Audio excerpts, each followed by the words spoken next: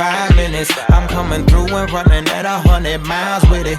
You know that you really been on my mind heavy, and I know that we overdue. I need to vibe with you. You know that you just like wine, you so fine with it. I know your age, but I don't. Hailing from Des Moines, Iowa, hip-hop artist Klazik hits the scene with old school motives of lyricism that we remember from the golden era of hip-hop. So thank you so much for joining me tonight, Mr. Klazik.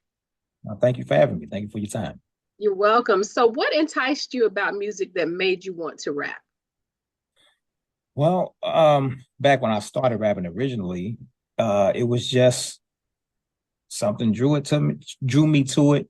And the thing that made me want to get serious about it was a line in Notorious B.I.G.'s One More Chance, where he says, heartthrob never, black and ugly as ever, however. But that line, at the time when I heard it, where it hit me, it caught me at a time where I was insecure, and it was like, wow, we can think like that. It just flipped the switch in my mind of like, you can see yourself one way, but you don't have to let that stop you, or you can still find a way to have some confidence. And that's what got me serious into rapping. But that was back in 1995. Because I stayed Gucci down to the socks. Now, what do you do full time, and how did you break into the game? Right now, full time, I have a federal job. Well, one thing that might not be in my write up, I'm ex-military. I did a little over 9 years active duty Navy, and I have a federal position now. So that's what I do full time. And how did I break in? I just never quit. You know, I've been trying the whole time. Maybe it took me just putting it all on my shoulders, not thinking I had to be with any particular person or a specific team. Thing that I needed was me, and I just had to stand tall and keep being me.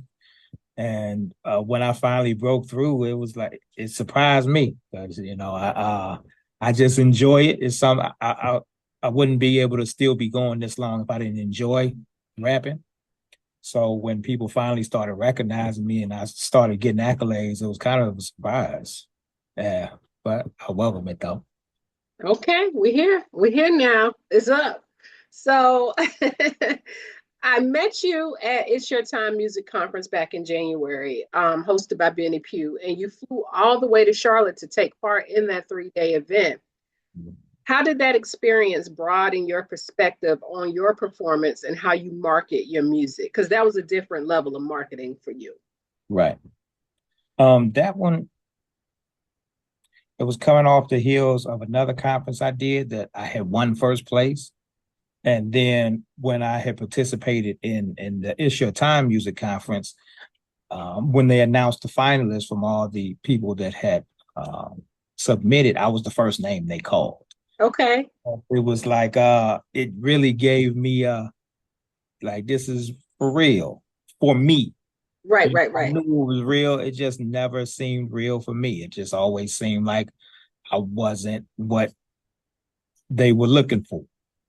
And, but that conference really, and it was people from all over the place. It was people of all ages trying some things out. And it just showed me that I had a place, Right.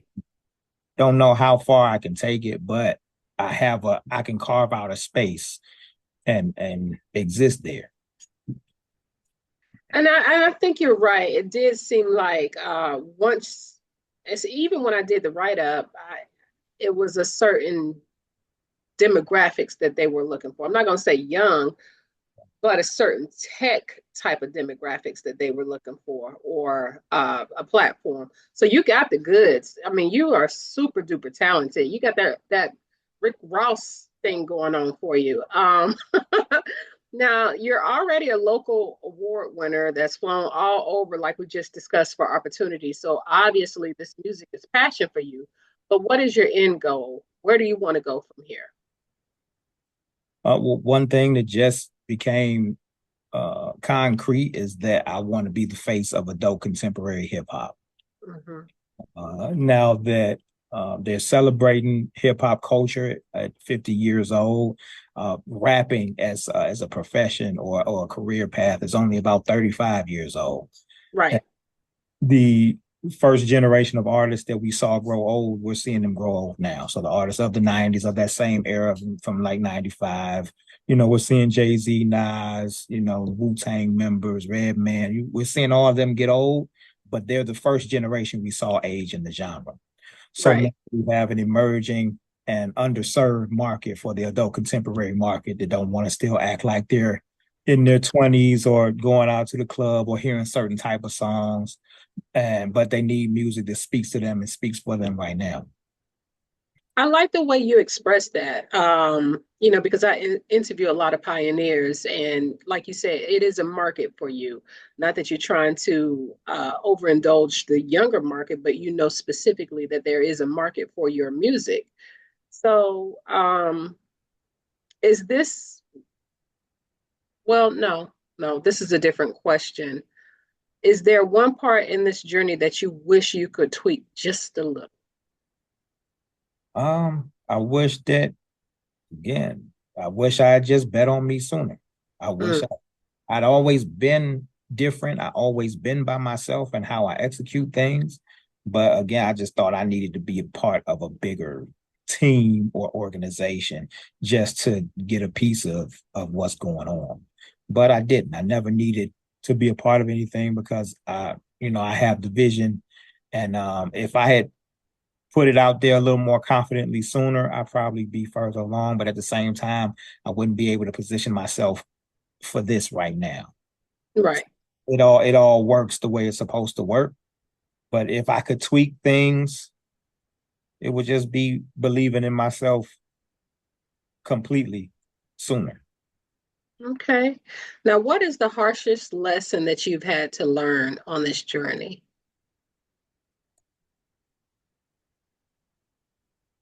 It doesn't work the way we think it works. I'm telling you. I'm not a millionaire yet. I thought that would happen 10 years ago. Right. Yeah, it doesn't work the way we think it does. That's it right there. Now, this is a line from your song, Never Lose. What a sucker think doesn't resonate. They worship money, that's a peasant's fate. The God in me combined with the abundance paradigm with me, mine's to be forever straight. I feel like you have a Cognac Cadillac SS musical flow, laid back, smooth, and precise. How do you describe your flow, and what is your creative process when writing songs? Say that again. You said I got a Cognac Cadillac. I'd say that again. So your flow is smooth like Cognac Cadillac SS musical flow. It's laid back and smooth and precise. Okay. I'm gonna keep that in my mind. But my creative process is unique. I haven't written a verse down to create it since 2003. So it's just really, and I taught myself to rap. Originally, I taught myself to rap with no beat at all. So wow. Right, with no beat, I just figure out what I want to rap about. And as the thoughts start to come, I build on them. I used to write, but when I would get in the zone, my stream of thought would come so fast that either I would forget a line I was writing, trying to capture the next line, or I'll move to the next line and forget what I was writing. So I just moved to using voice recordings. So that's my creative process. And how I would describe myself, the term that I coined it was, and I love that you picked a line from Never Lose. I describe myself as a non-destructive hip hop artist. So it's not, I don't make positive music. It's not gospel. It's not conscious. I'm just a regular guy that's not rapping about the destruction. That's not rapping about the murder and drug sales. But I recently got told that might offend people. So, I'm trying to figure some things out with it. Okay. What might offend people? Saying that I'm non-destructive. So they say that me saying that, even though I don't mean it disrespectfully, the people who make that type of music, I might offend them, or people who might listen to that type of music but still give an ear to me might get offended, like I'm, talking down or, think I'm better than. But it's just a way to quickly identify that if you're looking for the stuff that's popular right now, that's not what you're going to get from me. I You know, think and the example they used was like when Will Smith won the Grammy and he said, I never cussed in my raps, I never did this, and people took offense. they didn't take offense till he slapped the fire out of They didn't even get offended at that, but and right. that, but I'm figuring it out.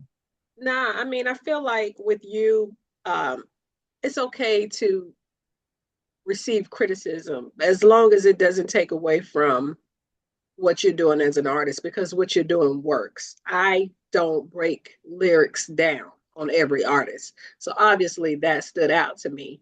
I love hip hop.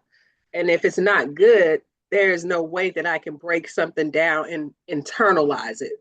So Right. if you make that type of music, that's what you make. That's who you are. It's not going to offend someone who's truly into hip hop, Well, if that makes that's sense. the culture, though. A lot of people are not into the hip hop culture. They're opportunists for the money that rap generates, Right.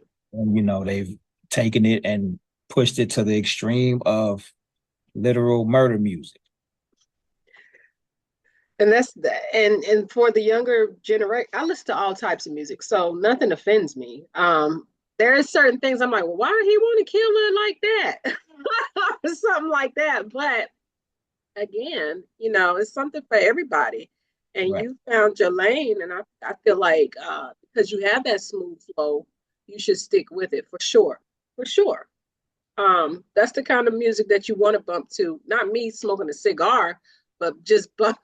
When I'm thinking about somebody a man that's my age, hand out the window, smoking a cigar, and just cruising with the shades on. That's your music. That's the type of music that you make. I agree. I agree. But that's pretty much who my target audience is and my avatar, as they put it. I think that's my avatar. Yeah. Okay, I can dig it. Now, tell us about your newest music, Poker Chips, and what has inspired that track. Poker chips. That's just me at my core. The type of rap I like to make, just slick talking, slick witty lines and some bars, and just I took inspiration from that Twister line from Do or Die when he say, "I'll be spitting more game in the mouth full of poker chips," but Mhm. the that's just me talking, talking some real. I call that a confidence rap, you know. Right.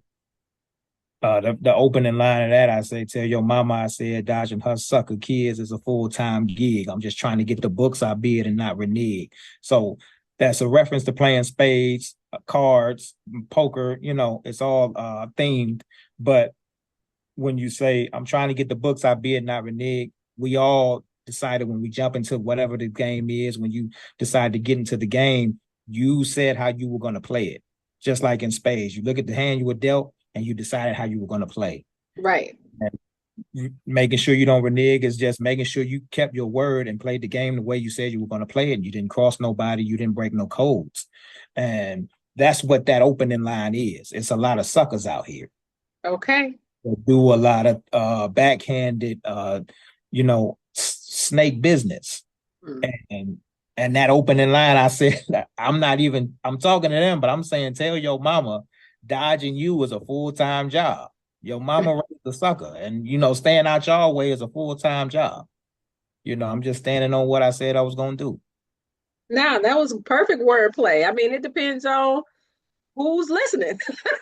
Well, how you take it and who's listening. So, now, what other projects are you working on? I got a song out right now with featuring DJ Luke Nasty and Tone the Boss called Get to You. It's really a time, that part in my catalog was marked when I figured out how to be a little more well-rounded as an entertainer.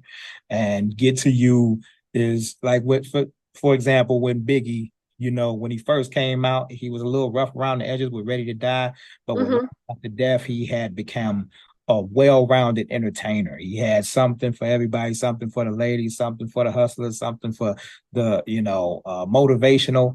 And Get to You is really the official cuffing season anthem. And so it's really it's a little more sexy. It gets me into the sex symbol bag.